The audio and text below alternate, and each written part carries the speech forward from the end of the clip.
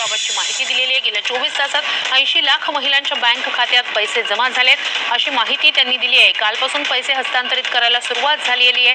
पात्र महिलांना लाभ हस्तांतरित करण्यासाठी महिला बाल विकास विभाग युद्ध पातळीवर कार्यरत आहे।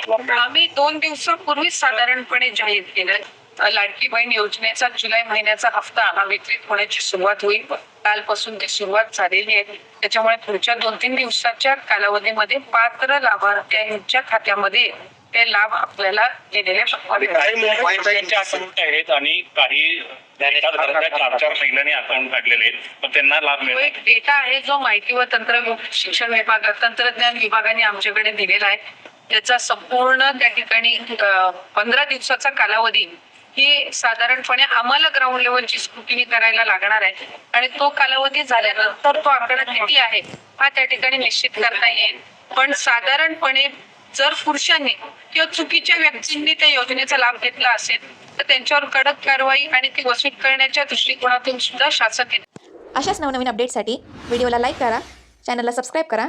सर्व शासकीय योजनांची अचूक व वेगवान माहिती फक्त 20 या आपल्या चॅनलवर